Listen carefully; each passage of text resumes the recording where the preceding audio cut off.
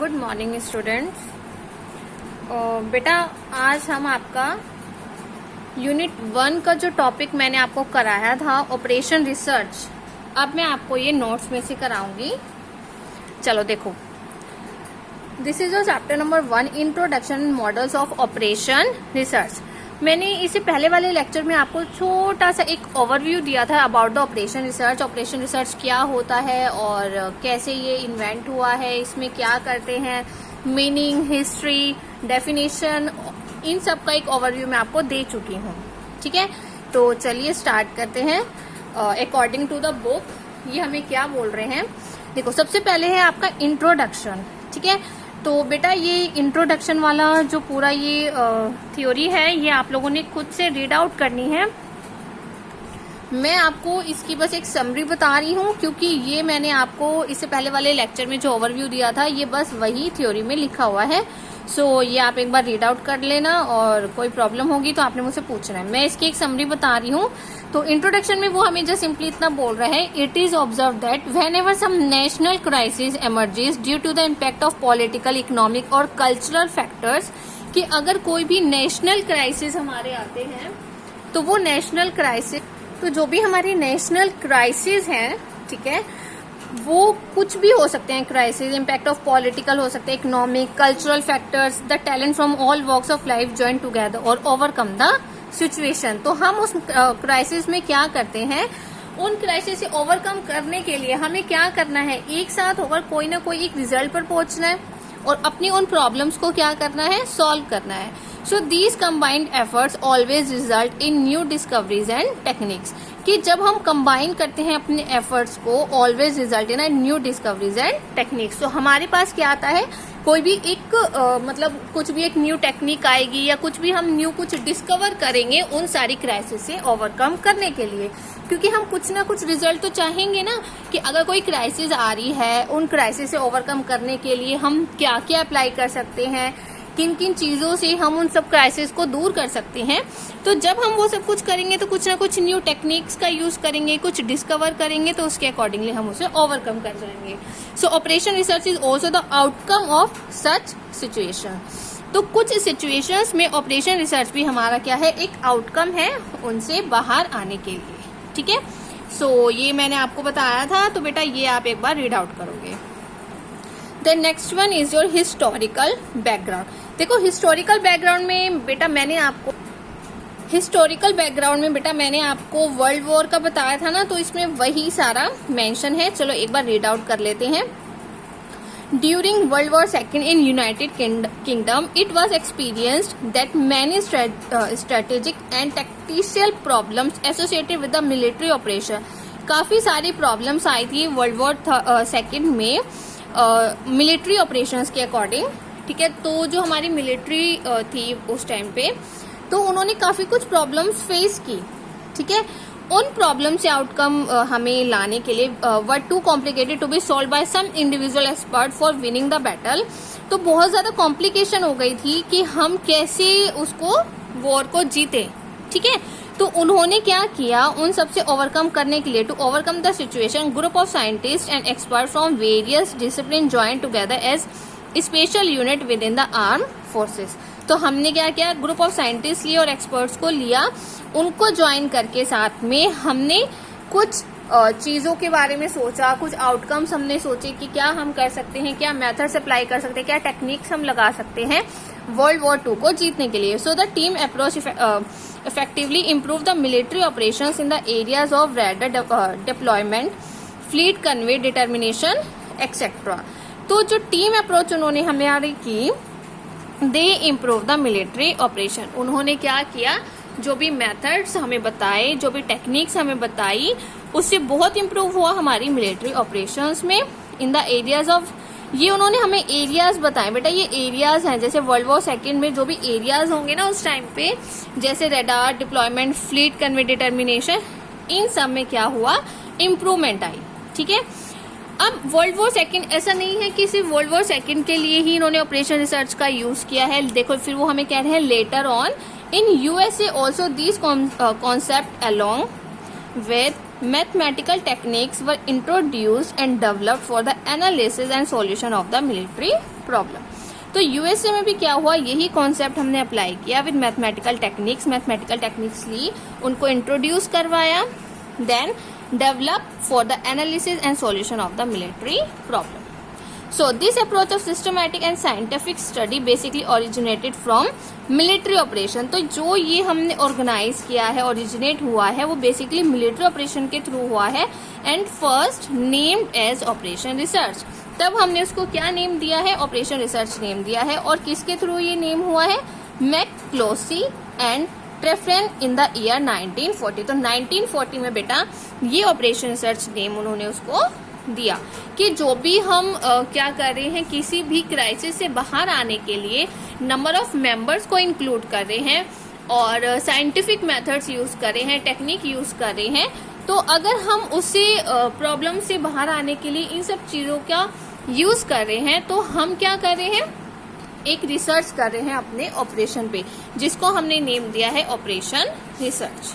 ठीक है, चलिए इसके बाद देखिए बेटा next one is later on. देखो इन्होंने हमें ना काफी सारी पॉइंट्स बताए हुए हैं, अलग अलग एग्जाम्पल्स के थ्रू उन्होंने हमें समझाया हुआ है कि वर्ल्ड वॉर सेकेंड के बाद फिर यूएसए में, then later on economic crisis भी इन्होंने हमें बताए हैं। जैसे इकोनॉमिक क्राइसिस यूके में आए होंगे, resulted in an industrial revolution and the scientists who were active in solving military problems diverted their attention to solve the complex industrial problems through operation research approach। तो जो भी हमारे scientist थे वो जो सॉल्व कर रहे थे हमारे मिलिट्री प्रॉब्लम्स को, उनको डाइवर्ट किया और उनकी सारी की सारी अटेंशन हमारी किस पर चली गई, to solve the complex industrial problem.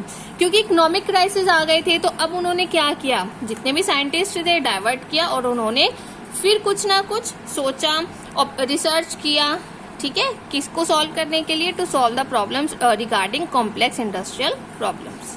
ठीक है, so after a decade of World War II, operation research techniques were rapidly developed and applied in the various industrial, academic and government organization। तो जब world war second हो गया उसके बाद operation research technique काफी ज्यादा फास्टली, ठीक है ना, डेवलप हुई और उनको काफी अप्लाई किया गया वेरियस चीजों में। जैसे इंडस्ट्रियल में भी हम उसको अप्लाई कर सकते हैं, एकेडमिक में, गवर्नमेंट ऑर्गेनाइजेशन में भी हम अपने ऑपरेशन रिसर्च टेक्निक्स का यूज कर सकते हैं। So by early 1950 the development of OR techniques attain a level which transform it into a unique discipline. एक यूनिक डिसिप्लिन है इसमें।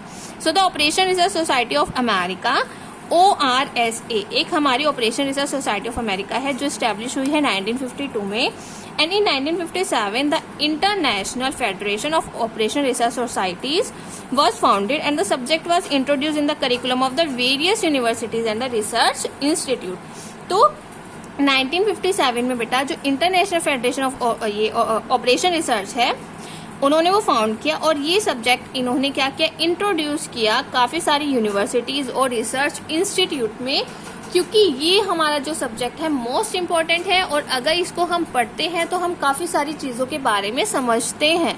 ठीक है ना, अब जैसे आप लोग ये पढ़ रहे हो, ऑपरेशन रिसर्च पढ़ रहे हो, तो इससे हमें पता चला है ना कि अगर हमारे पास क्राइसिस आ रहे हैं किसी भी चीज के रिगार्डिंग, तो हम कुछ भी रिसर्च कर सकते हैं, साइंटिफिक रिसर्च कर सकते हैं, टेक्निक्स हम अपनी अलग अलग लगा सकते हैं। तो नंबर ऑफ मेंबर्स अगर हमारे इस रिसर्च में इंक्लूड होते हैं तो वो ये सब कुछ फॉलो करते हैं और एक रिजल्ट पे पहुंचते हैं।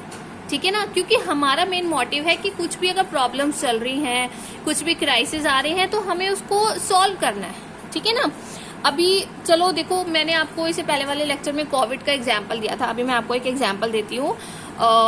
बिफोर कोविड से पहले दिल्ली में आपने सुना होगा काफी क्राइसिस आ रहे थे, वो जो स्टूडेंट्स को लेकर थे ना, जिसमें मतलब वहाँ के जितने भी स्टूडेंट्स थे दिल्ली में, उन्होंने काफी ज्यादा वो मतलब मुझे एग्जैक्टली याद नहीं आ रहा,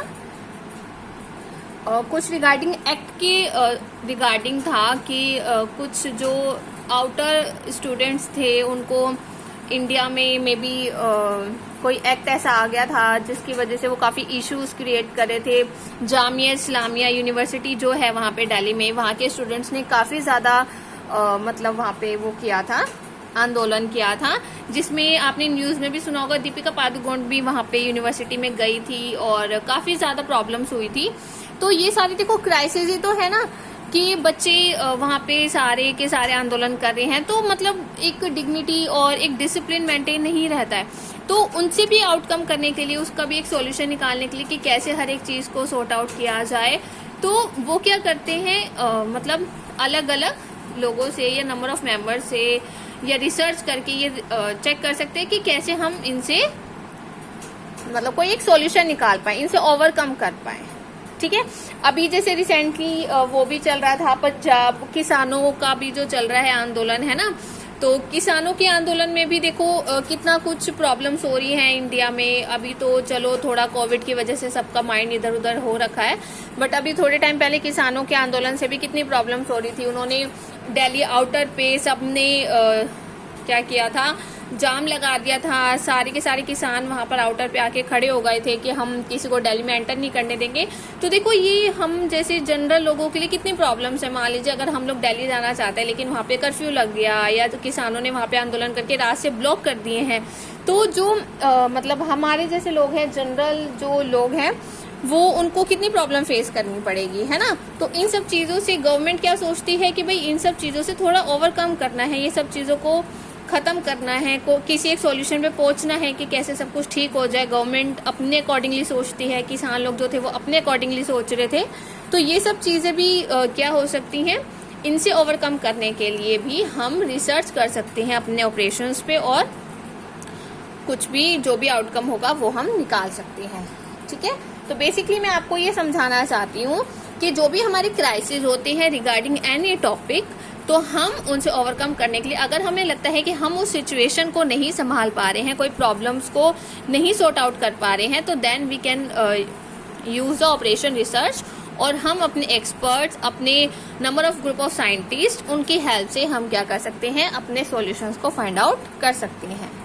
ठीक है, so in the end in India operation research society founded in 1959। India में कब हुआ बेटा, 1959।